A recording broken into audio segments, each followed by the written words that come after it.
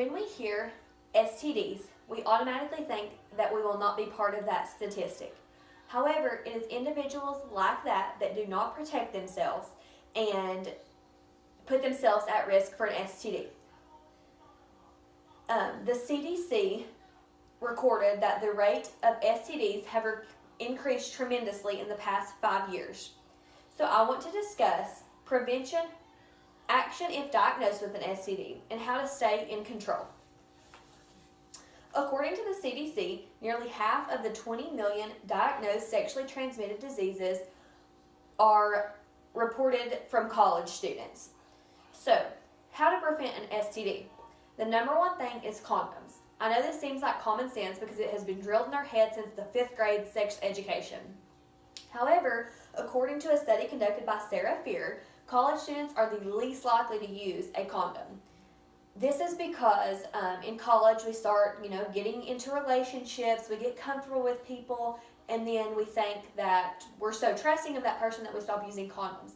However, college is also the time when we start to explore things like alcohol or maybe drugs that alter our mindset. So our partner might go to a party, have a little bit too much alcohol, sleep with someone, make out with someone, get an STD, and then bring it to you, and because you're not using a condom, that puts you at risk. So we want to continue to use condoms, or we just, in college, have the mindset that we're invincible and that that's not going to happen to us, so we just don't use them. Or we're just so trusting of our partner that we believe everything that they say and they could be potentially lying to us. And then you want to avoid situations that could potentially cause you to get an STD, such as going to a party and having too much to drink, or using illicit drugs that's going to alter your mindset. I understand that in college, you're probably going to drink because this is when you try certain things in college. So therefore, I suggest having a safe buddy, someone that goes with you to parties or when you think you're going to drink, and they make sure that you don't leave by yourself, or you don't leave with anyone, or you don't hook up with anyone. And you guys can take turns, You drink one night, they drink the next night. Or, you should always have a safe buddy with you. And then know what to look for. Know that, nodules, redness, inflammation, pus, that's not normal. So if someone has that, they could potentially have an STD. So you always want to look before you have sex with someone. And you want to look for red flags. Do they get defensive when you try and look at them? Are they trying to always have sex with the lights off? Know what to look for. And then what to do once you are diagnosed. So once you're diagnosed, you want to notify all individuals, even someone that you have maybe kissed, because if you were diagnosed with herpes, then this can be contracted by mouth to mouth or saliva. So make sure that you are notifying all individuals. Even if it was someone you had sex with a year ago, because you may not be sure when you had contracted the STD. And then get treatment as soon as possible. Sometimes when individuals are diagnosed with an STD, they get embarrassed and wait months before they go and get treatment because they think maybe they'll forget, or they feel more comfortable at that point. So you want to get treatment as soon as possible, because even though chlamydia is treatable, it's very dangerous once you've had it for a certain period of time. It can actually cause women to be infertile. So just make sure that you're getting treatment as soon as possible. And then continue to protect yourself even after you have been diagnosed with an STD. A lot of times people will think, well, I already have an STD, so my partner already has the STD because we've had sex, and that's not always true.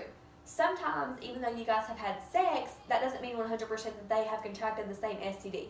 So continue to protect yourself and your partner. And then a lot of times people will think, well, I already have an STD, so it's not like I can get another one, but you can.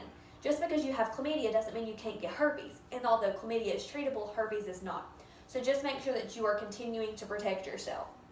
And then do not have sex until your doctor okays it. You're going to have a certain amount of time that you can't have sex, so just make sure that you do not have sex until they say it's okay. And then know how to talk about it with your partner.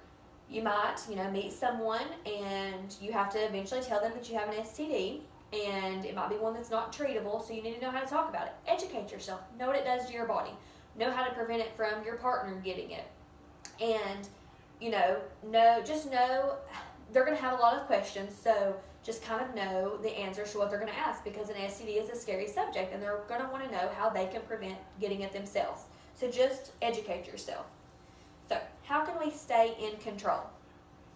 So we want to, according to a medical journal by Dr. Williams, Zinelman, and Nanda, we want to get annuals every 6 months or tested for men every 6 months. This is because, for example, HPV, it is a very common STD that men can carry that can lie dormant in male and females and can be very dangerous. So you want to get annuals every 6 months because you could have had it for a year, but it didn't show on your last pap smear because it was dormant in your body. So you want to, and herpes also is one that can lie dormant in your body for a long time. So you want to continue to get annual pap smears every 6 months and tested for men. And then always ask your partner as many history questions as possible. How many partners have you had? You know, kind of, or were there any of them suspicious? Do they throw any red flags? Have you been tested? Know what kinds of questions to ask and know if they're throwing in your red flags. So I always suggest carrying a notebook about this size whenever you know you're going to talk about it. I know it can kind of be awkward, but this can ensure in the heat of the moment with an uncomfortable situation that you won't forget any of your sexual history or to ask them any questions. So always carry a little notebook so that you can ask all of the questions that you need to, because education is the key to prevention and being informed. And then always examine.